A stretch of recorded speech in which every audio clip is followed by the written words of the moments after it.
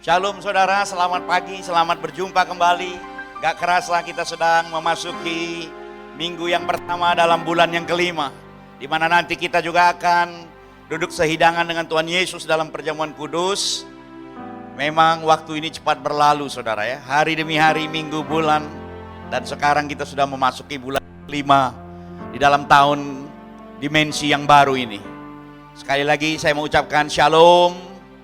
Kok kurang mantap saudara? Nah saudara pasti sudah rindu dengar kok nggak kurang mantapnya saudara. Puji nama Tuhan. Sebagaimana tema pagi hari ini yang saya mau bagikan adalah perubahan paradigma di dalam tahun dimensi yang baru. Karena ada banyak hal yang Tuhan ajar buat saya secara pribadi saudara, yang mana pagi hari ini saya mau membagikan kepada saudara selama 2 bulan berdiam diri saudara. Proses yang panjang yang memaksa setiap orang bahkan dunia ini harus berdiam diri saudara, seperti dipaksakan untuk duduk diam dan tenang. Saudara bisa bayangkan gak seluruh dunia boleh tiba-tiba berhenti saudara. Tempat-tempat maksiat, gereja sekalipun saudara, pasar, sekolahan, universitas, kantor-kantor pemerintah, tiba-tiba semua harus berdiam diri saudara. Kalau bukan Tuhan, saya pikir siapa lagi yang bisa membuat dunia ini begitu silent, saudara. Nah Bapak Ibu yang dikasih Tuhan, perubahan paradigma apa yang saya dapat? Sekali lagi, ada banyak hal di dalam paradigma yang baru, di dalam tahun dimensi yang baru ini. Kita akan lihat nanti sebentar, ketika saya merenungkan, ternyata saya percaya saudara secara pribadi Tuhan sedang memperhatikan setiap kita. Jadi hari ini yang saya ingin bagikan apa yang saya rasakan buat jemaat GBI My Home yang di Tanjung Pinang maupun rekan-rekan, sahabat-sahabat, jemaat dimanapun kau berada yang mendengar siaran pagi ini dari Sabang sampai Merauke. Paradigma apa yang Tuhan ajarkan dan ayat apa yang Tuhan ingatkan? Saudara, di dalam Mazmur pasal 32 ayat 8, saya diingatkan tentang firman ini saudara. Aku hendak mengajar dan menunjukkan kepadamu jalan yang harus kau tempuh. Aku hendak memberi nasihat, mataku tertuju kepadamu. Ternyata dikatakan Tuhan hendak mengajar saya dan saudara. Dia ingin menunjukkan sikap saya dan saudara, bahkan untuk setiap orang, bagaimana mengikuti jalan yang harus ditempuh. Makanya gak heran kalau Tuhan izinkan saudara pandemi COVID ini terjadi, supaya kita semua mulai fokus dan melihat kepada Sang Pencipta itu. Kadang-kadang kan orang banyak bertanya, kenapa sih orang baik-baik kok meninggal, orang saleh kok meninggal, hamba Tuhan, pendeta yang intim sama Tuhan. Ada banyak hal yang saya dan saudara seringkali juga gak mengerti saudara. Kalau kita lihat mengikuti Tuhan ini misteri bagi saya pribadi saudara. Selangkah demi selangkah, step by step Tuhan tunjukkan, Tuhan singkatkan. Pengkhotbah pasal 3 ayat 11 bilang begini. Ia membuat segala sesuatu indah pada waktunya. Bahkan ia memberikan kekekalan dalam hati mereka. Tetapi manusia tidak dapat menyelami pekerjaan yang dilakukan Allah dari awal sampai akhir. Saudara perhatikan, manusia tidak dapat menyelami pekerjaan yang dilakukan Allah dari awal sampai akhir. Saudara, yang saya tahu, logika saya nggak bisa bekerja dengan baik. Yang saya tahu, saya mengiringi Tuhan dengan hati, dengan iman. Bapak Ibu yang dikasih Tuhan, jemaat My Home, rekan-rekan misi, jemaat misi dimanapun saudara berada pagi hari ini. Ada 4 hal yang Tuhan ingatkan saudara selama berdiam diri selama 2 bulan ini. Yang pertama, iman saya harus penuh sama Tuhan, mengandalkan Dia. Nanti saya kasih contoh saudara. Yang kedua, Tuhan mengajarkan ternyata selama berdiam diri ini Tuhan sedang memperbaiki keluarga demi keluarga supaya keluarga itu sehat. Tentu Tuhan punya alasan yang jelas saudara. Yang ketiga, Tuhan ingin mengajarkan kita supaya nggak egois saudara. Untuk memperhatikan komunitas demi komunitas yang ada di sekitar kita. Yang keempat, Tuhan ingatkan buat saya pribadi dan gereja Tuhan yang digembalakan. sebenarnya apa sih yang saya dan saudara cari di dalam hidup ini. Ini dokter kita saudara, kalau saudara lihat gambarnya, ini dokter Kelvin dari klinik rumah sehat kita yang kita utus ke rumah sakit khusus infeksi di Barelang saudara. Kita wakafkan dia, kita utus dia jadi volunteer selama dia diperlukan di rumah sakit itu. Dan saya percaya dia satu-satunya dokter swasta dari pihak gereja yang diutus di tempat itu. Saya bersyukur untuk itu saudara. Karena itulah kontribusi yang bisa kita lakukan dari gereja ini untuk memberkati bangsa yang kita cintai ini. Kita akan lihat satu persatu saudara. Bapak Ibu yang dikasih Tuhan, yang nomor satu tadi, andalkan Tuhan. Iman harus sepenuhnya mengandalkan Tuhan. Tidak bisa lagi kita pakai logika. Seringkali logika ini nggak jalan saudara. Ketika melihat maut menjemput saudara ya, ulang-ulang saya nggak pernah bosan saudara. Karena saya masih terekam di memori saya. Orang-orang dekat yang ngopi sama saya, yang salaman sama saya, yang sama-sama ikut di pastor conference, yang antar jemput saudara. Tiba-tiba mereka sudah nggak ada lagi. Saya cuma merasa sesuatu bahwa tugas mereka sudah selesai. Mungkin rumah mereka sudah siap di sana saudara. Sementara yang tinggal, yang masih ada saya dan saudara, masih banyak pekerjaan yang Tuhan mau percayakan buat kita untuk melangkah lebih lagi. Yang pertama tadi 4 hal dari 4 hal itu. Yang pertama, Tuhan ingatkan untuk mengandalkan Tuhan. Nah saudara yang dikasih Tuhan, saya sendiri sudah mengiringi Tuhan selama hampir 23 tahun, akan masuk ke tahun yang ke-24 sebentar saudara. Dari tahun ke tahun Tuhan memperbesar kapasitas iman saya. Dari yang ragu-ragu, takut, cemas, saudara khawatir akan masa depan. Tuhan latih step by step sampai pada waktunya. Kalau kita lihat Bapak Ibu yang dikasih Tuhan, Yesaya pasal 40 ayat 13 bilang begini Bapak Ibu. Siapa yang dapat mengatur roh Tuhan atau memberi petunjuk kepadanya sebagai penasehat? Enggak ada. Enggak ada yang bisa memaksa, mengarahkan Tuhan. Walaupun seringkali kita ngomong, Tuhan ngomong sama saya, harus begini, harus begini, harus begini. Tuhan bicara begini, begini, begini. Ada banyak nabi Tuhan, ada banyak rasul Tuhan. Tapi saya mau kasih tahu Bapak Ibu yang dikasih Tuhan, siapa yang dapat mengatur roh Tuhan atau memberi petunjuk kepadanya sebagai penasehat? Tidak ada. Tetap dia sebagai pengontrol. Tetap He is the mighty God. Tangannya yang kokoh yang mengatur. Tidak ada satu orang pun yang bisa memberi nasihat, saudara, selain Tuhan itu sendiri. Nah Bapak Ibu yang dikasih Tuhan, tadi yang saya ngomong, saya sendiri pernah mengalami saudara. Ada 2 pengalaman dalam hidup saya yang betul-betul saya yakini itu iman saya sedang diperbesar kapasitasnya. Apakah saya mendahulukan Tuhan atau kepentingan pribadi saya? Yang pertama saudara yang dikasih Tuhan, mengenai istri saya tahun 2014.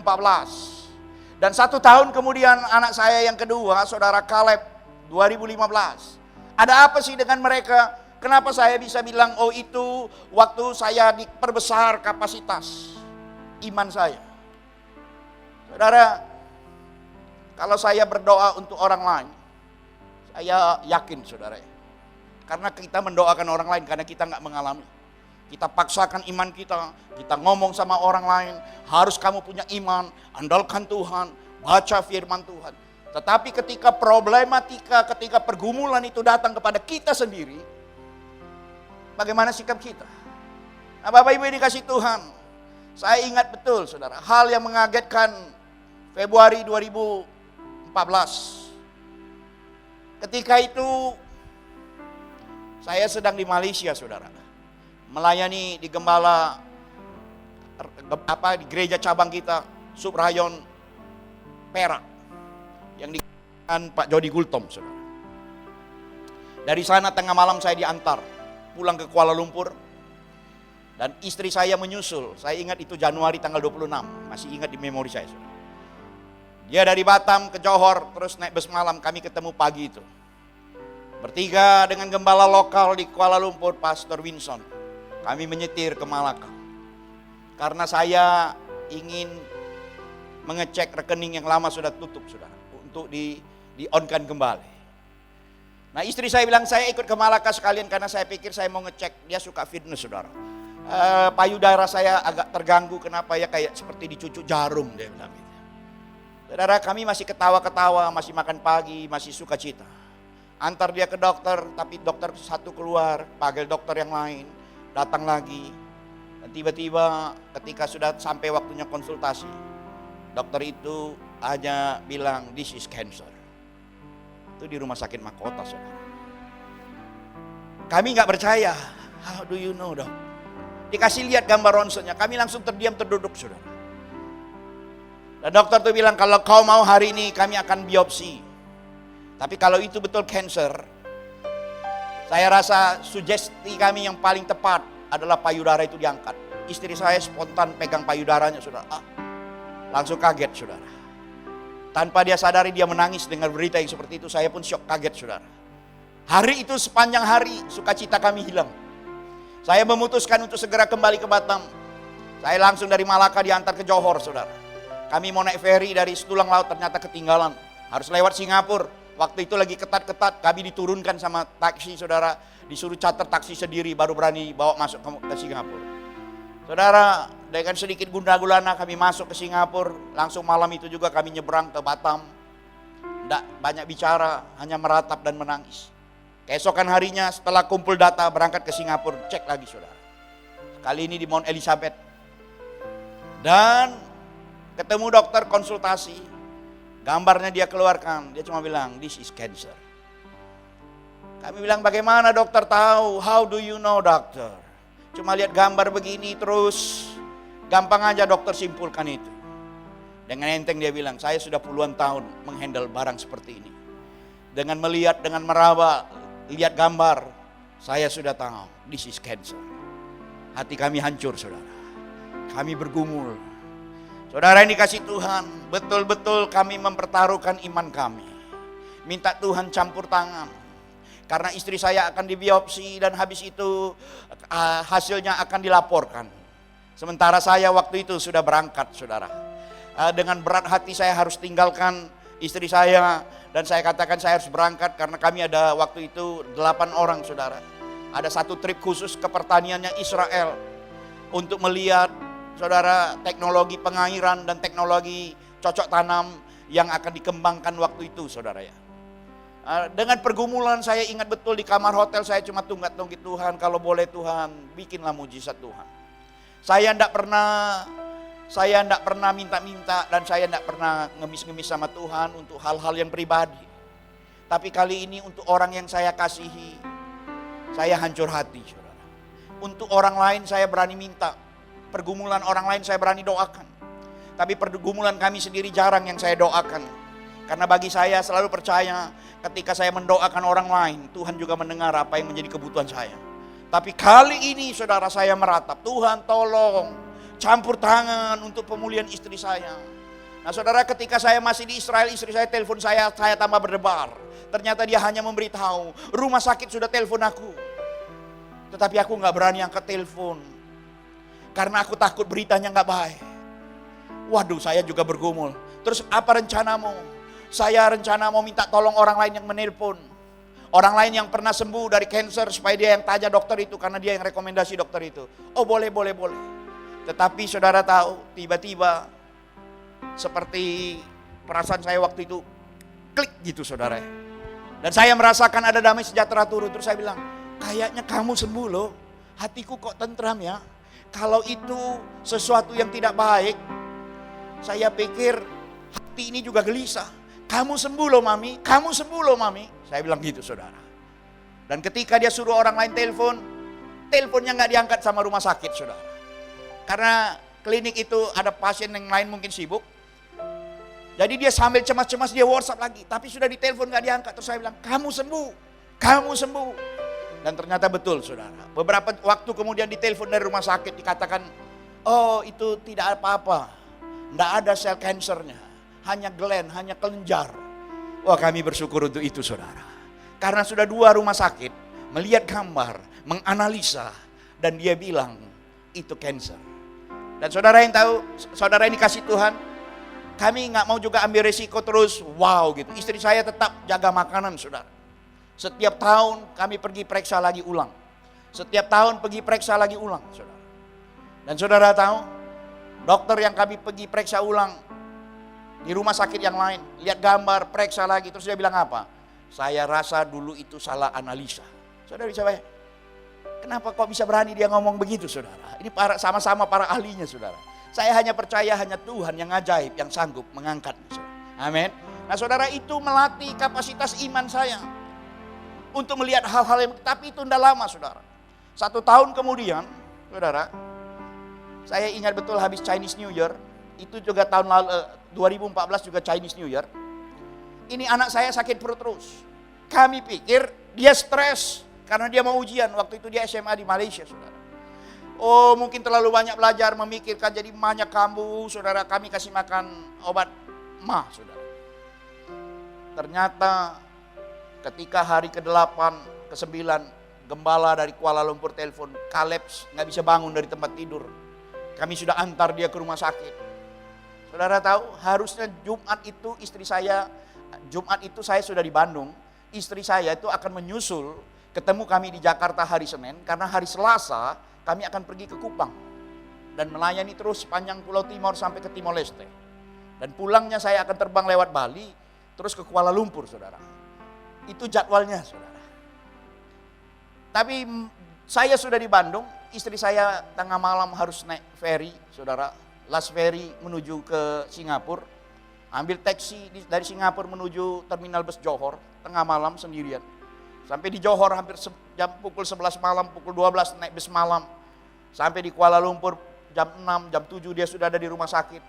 Dia hanya WhatsApp saya, anakmu gawat. Saudara, kalimat itu cukup membuat hati saya hancur, saudara. Karena istri saya juga bukan orang yang gampang menyerah. Oh, ternyata saudara betul, usus buntunya sudah pecah.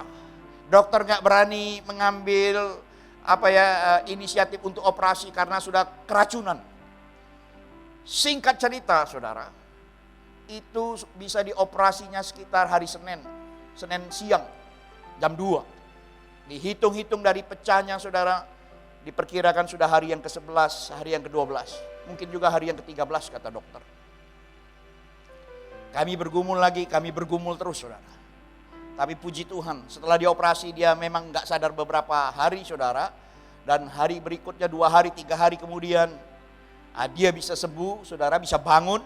Tapi kalau saudara lihat ternyata bekas operasinya itu, saudara, juga infeksi, saudara, ya, bengkak lagi, darah keluar lagi, saudara, harus dioperasi ulang. Tapi kami putuskan untuk tidak operasi ulang. Kami mau mengandalkan Tuhan sepenuhnya, saudara. Nah, saudara, ini kasih Tuhan itu menyangkut iman saya, kapasitasnya yang diperbesar. Tetapi selama masa COVID ini, bukan hanya saudara saya lihat kapasitas iman yang diperbesar, tapi saya melihat saya sendiri diluputkan.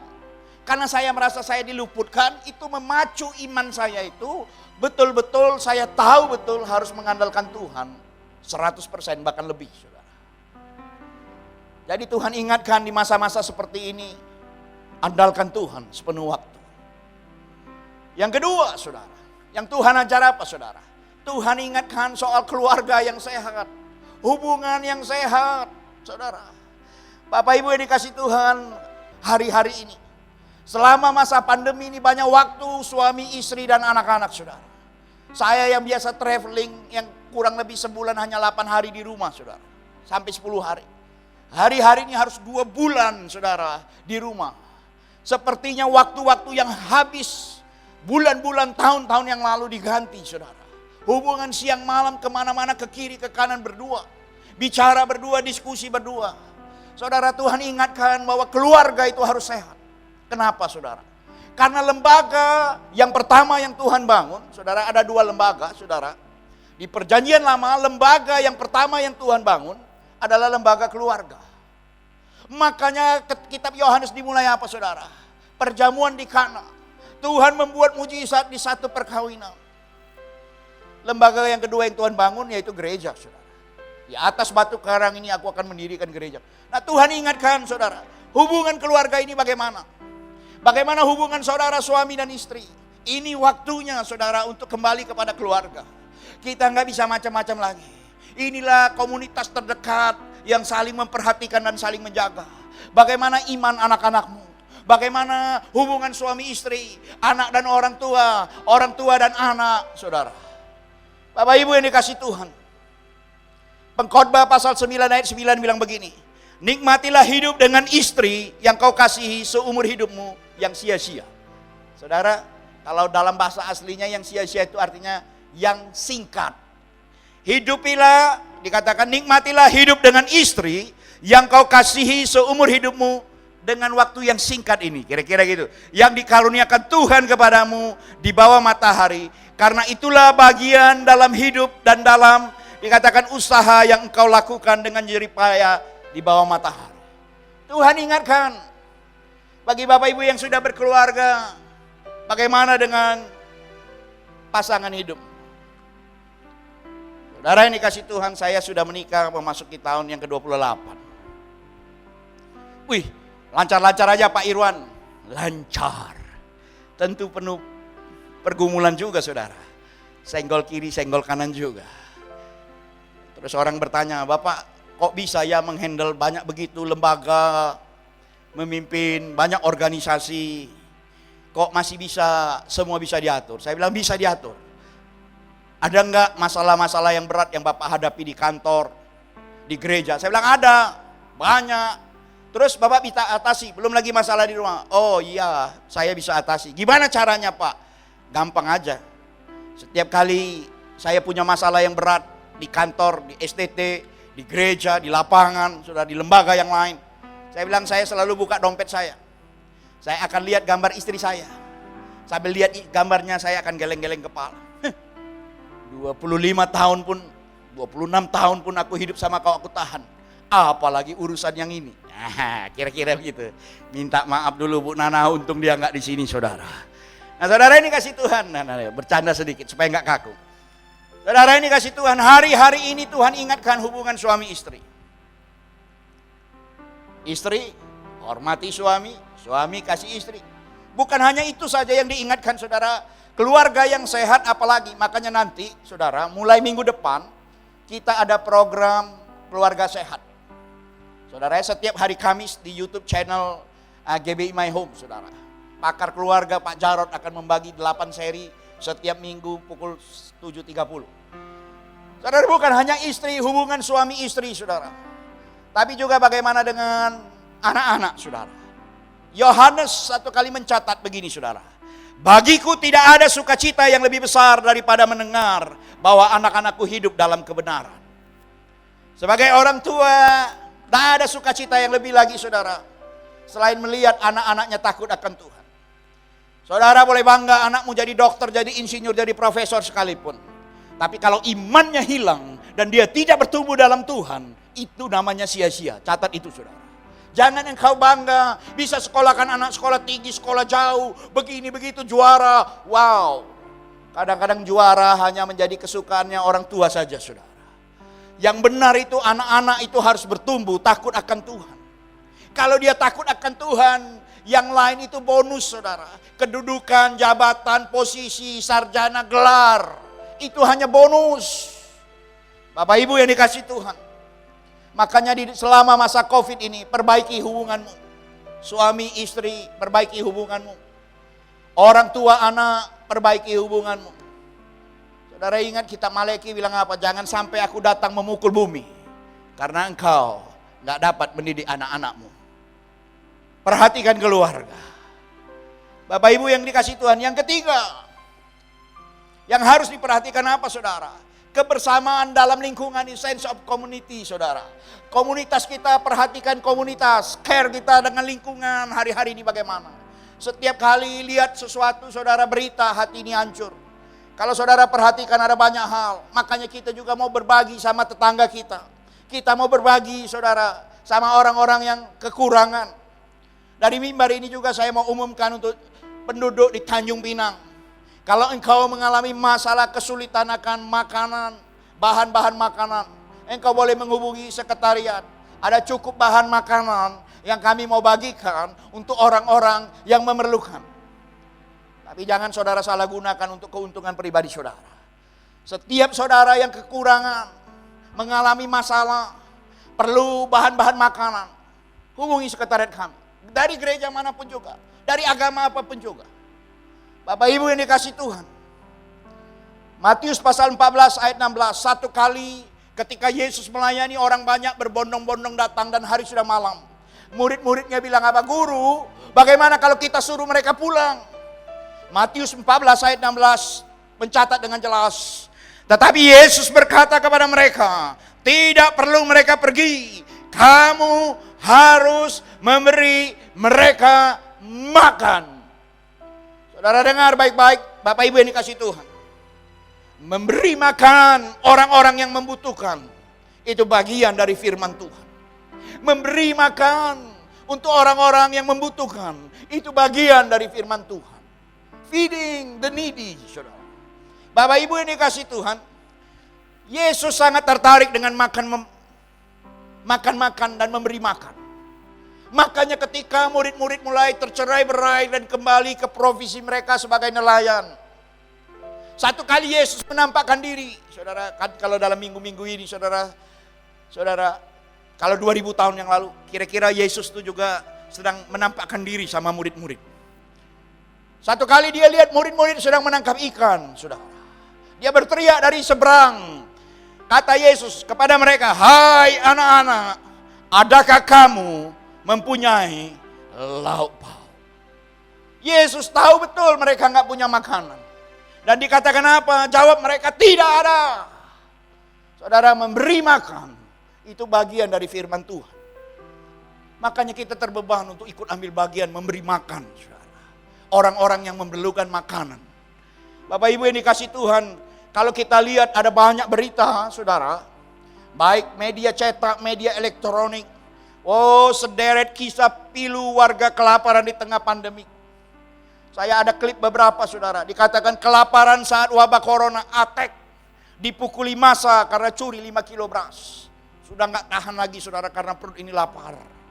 Yang kedua, saya ambil contoh, demi menyambung hidup, ojol rela gadaikan TV miliknya dengan beras 5 liter. Saking perut kampung tengah ini nggak tahan, saudara. TV pun digadaikan hanya untuk dapat 5 kilogram beras. Bapak Ibu yang dikasih Tuhan, belum lagi ini saudara, warga miskin saat corona makan lauk cabai hingga mati kelaparan. Karena nggak ada nasi, saudara, nggak ada pangan, cabai dimakan sampai perutnya terbakar dan mati, saudara. Bahkan dikatakan kisah pilu warga Serang meninggal karena kelaparan, 2 hari tak makan dan hanya minum air galon. Diwawancara TV dikasih makan tapi sudah terlambat, saudara. Walaupun bahkan karena sudah rusak dalamnya. 2 hari hanya minum air untuk menahan lapar karena anak ada 4. Saudara, kalau engkau mendengar berita seperti ini, apakah hatimu gak bergetar dan hancur? Sementara kita makan berlebih-lebih, saudara. Kenapa saya berani ngomong ini? Karena saya juga pernah susah, pernah kelaparan, pernah 9 hari makan pepaya pagi, siang, malam, pagi, siang, malam. Proses yang begitu berat. Makanya kalau sampai hari ini melihat orang kelaparan, juga gak sampai hati, saudara. Karena kita pernah merasakan. Dan hari-hari ini juga ada banyak orang kelaparan. Makanya bagian saya dan saudara untuk ambil bagian. Mungkin kita pas-pasan, mungkin kita terbatas. Tapi kita mau lakukan. Karena kita mau lakukan firman Tuhan.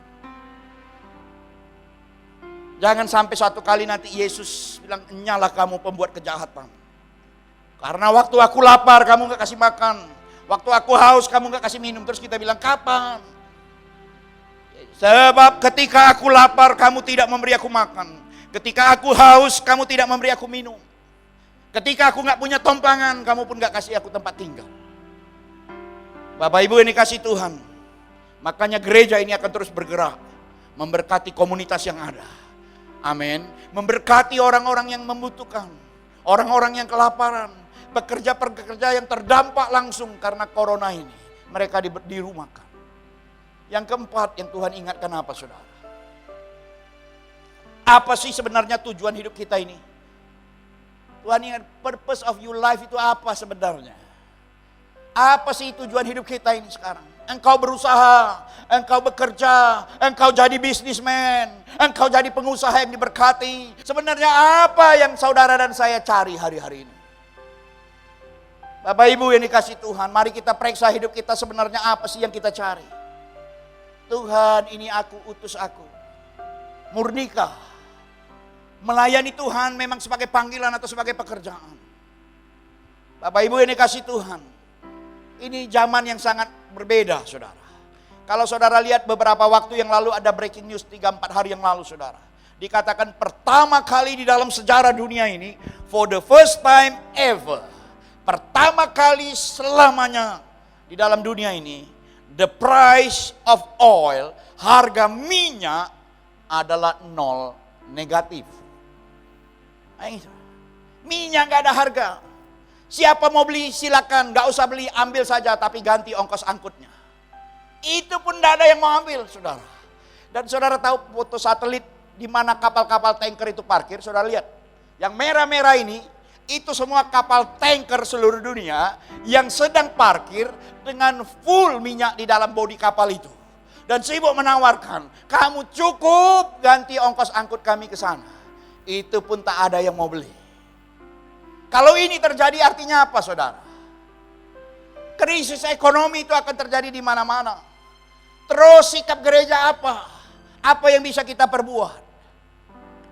Yesaya 43 ayat 19 mengingatkan, lihat, aku hendak membuat sesuatu yang baru, yang sekarang sudah tumbuh, belumkah kamu mengetahuinya? Ya, aku hendak membuat jalan di padang gurun dan sungai-sungai di padang belantara.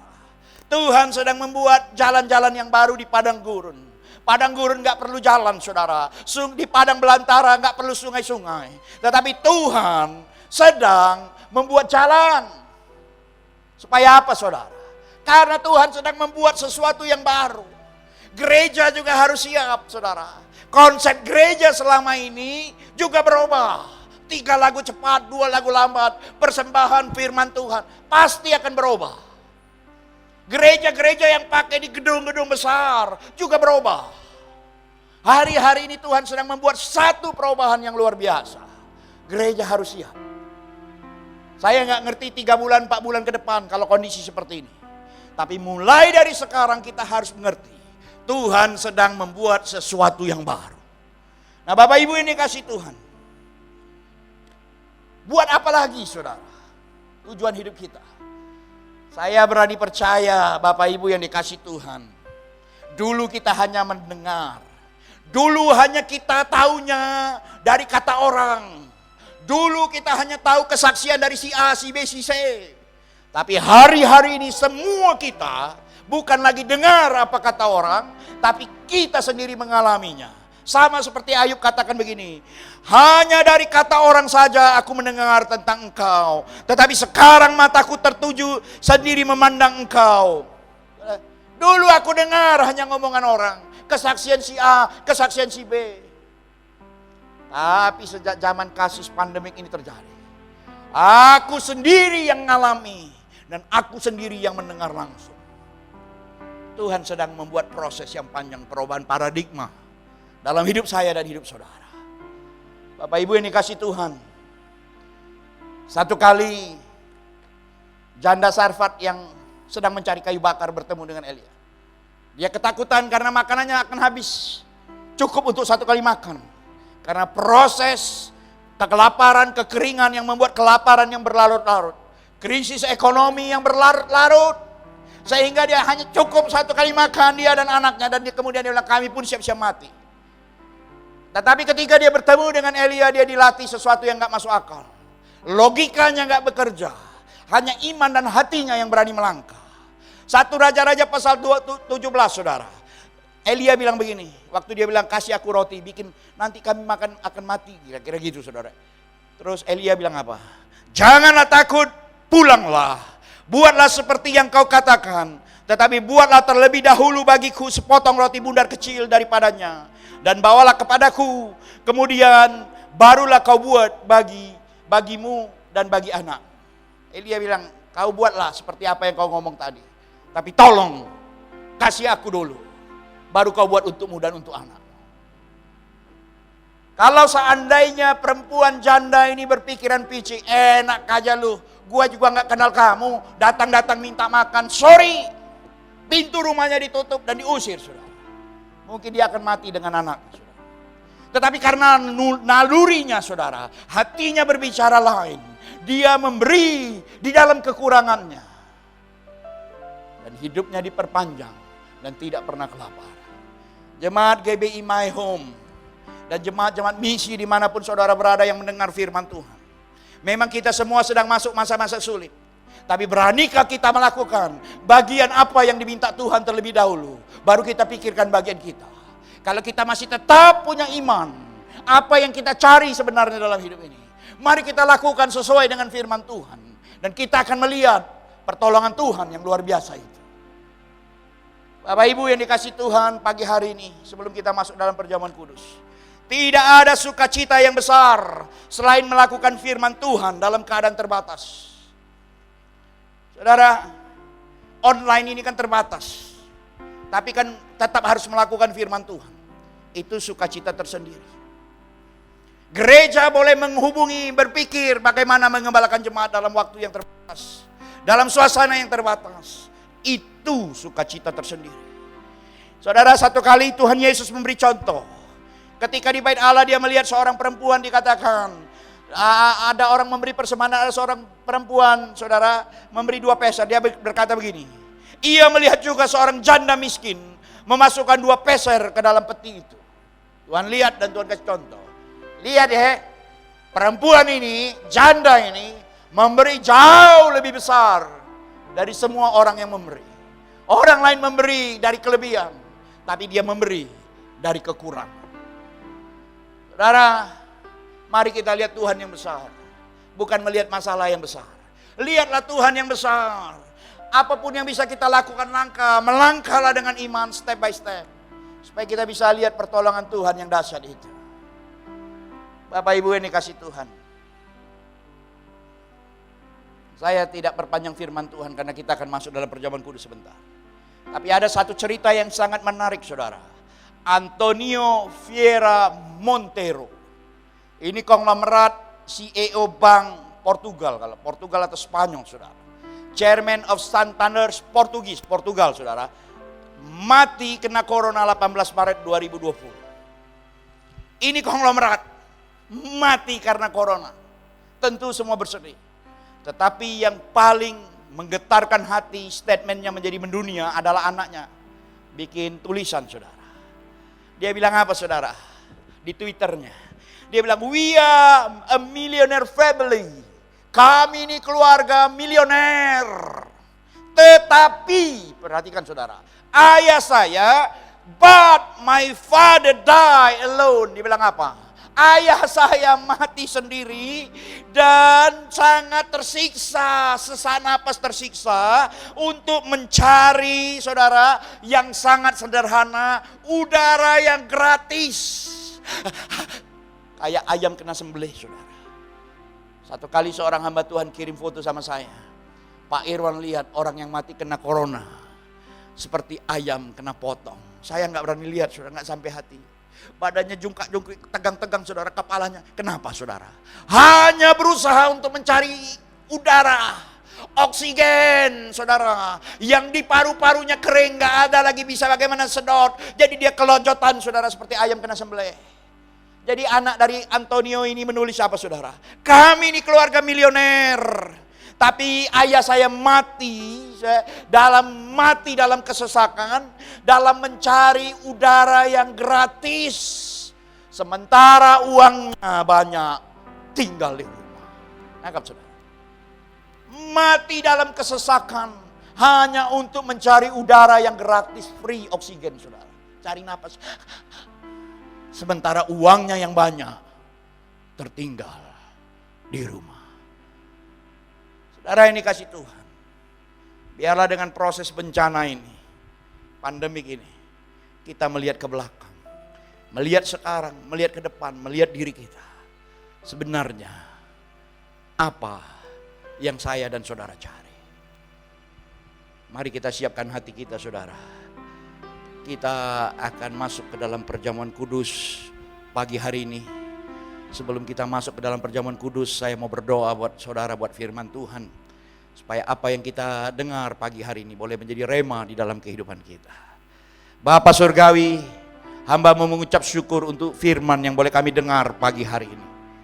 Terima kasih Tuhan, untuk hamba-Mu boleh berbagi apa yang hamba-Mu alami, apa yang Tuhan bicarakan selama 2 bulan terakhir. Terima kasih Tuhan mengingatkan kami untuk mengandalkan iman kami senantiasa. Tuhan mengingatkan kami untuk memperhatikan keluarga, anak-anak kami, generasi kami, istri kami, suami kami. Hubungan keluarga yang sehat, kehidupan yang sehat, kebersihan dalam keluarga. Apa saja Tuhan ajarkan tentang keluarga, biarlah kami belajar dalam hidup kami dalam masa-masa sulit seperti sekarang ini. Dan yang ketiga, Tuhan ajarkan kami untuk melihat lingkungan kami yang membutuhkan pertolongan. Ajar kami menjadi orang-orang yang bermurah hati dan berbelas kasihan.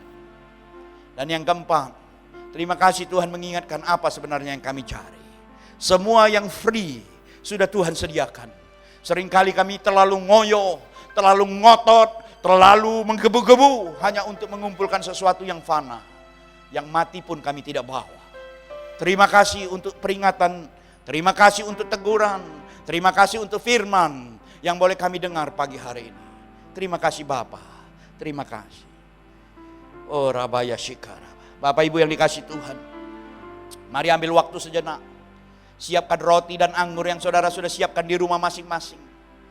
Pagi hari ini kita akan masuk ke dalam perjamuan kudus. Mari kita merenung kebaikan Tuhan. Perjalanan hidup kita yang sudah dibawa Tuhan sampai sejauh ini. Betapa baiknya Tuhan. Betapa campur tangannya Tuhan yang luar biasa dalam hidup saya dan saudara. Rabaya Shikinamaya Shanda. Inamaya Shikinamarama Shanda. Terima kasih Tuhan buat firman-Mu. Kami akan masuk ke dalam perjamuan kudus pagi hari ini. Bapak Ibu ini kasih Tuhan, mari saudara ambil roti saudara. Mari angkat roti di tangan kanan kita tinggi-tinggi. Sebab apa yang telah kuteruskan kepadamu telah kuterima dari Tuhan, yaitu bahwa Tuhan Yesus pada malam waktu ia diserahkan mengambil roti, dan sesudah itu ia mengucap syukur atasnya. Ia memecah-mecahkannya dan berkata, inilah tubuhku yang diserahkan bagi kamu, perbuatlah ini menjadi peringatan akan aku. Bapak Ibu yang dikasih Tuhan, mari kita angkat roti di tangan kanan kita tinggi-tinggi. Biarlah perjamuan kudus pagi hari ini memateraikan apa yang sudah kita dengar. Kita belajar untuk setiap keadaan. Dan biarlah melalui perjamuan kudus ini, firman itu dimateraikan dalam hidup kita. Dan kita menjadi pelaku firman Tuhan. Bukankah roti yang kita angkat tinggi-tinggi, yang kita pecah-pecahkan ini adalah persekutuan kita dengan tubuh Kristus? Amin. Mari kita makan dalam nama Yesus.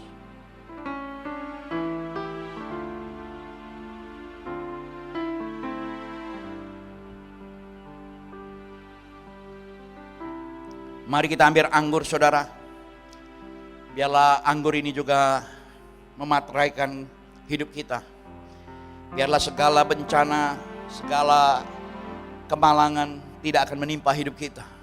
Darah Yesus akan membersihkan. Setiap kuman, setiap penyakit, setiap virus apapun tidak akan melekat di tubuh kita. Mari kita angkat anggur di tangan kanan kita. Demikian juga ia mengambil cawan sesudah makan lalu berkata, cawan ini adalah perjanjian baru yang dimateraikan oleh darahku. Perbuatlah ini setiap kali kamu meminumnya menjadi peringatan akan aku. Bapak Ibu yang dikasih Tuhan, mari kita minum di dalam nama Tuhan Yesus. Oh Rabayas, mari kita sembah Dia saudara. Angkat suaramu, mari kita sembah Dia. Allah yang ajaib, Tuhan yang dahsyat. Ya Rabayas Sekinamaya Shanaramu. Sungguh kami bersyukur ya Aba, buat kebaikan dan kemurahan-Mu. Sungguh kami bersyukur buat penyertaan-Mu sampai hari ini. Terima kasih buat setiap napas kehidupan. Terima kasih Tuhan buat semua kebaikan dan kemurahan-Mu. Oh Rabaya Syanaramu, Sekinamaya Syanaramu. Terima kasih ya Aba. Kami percaya yang sakit sudah disembuhkan, yang lemah sudah dikuatkan, yang tidak ada pengharapan, ada jalan keluar. Terima kasih Bapa. Dalam nama Yesus. Haleluya. Amin.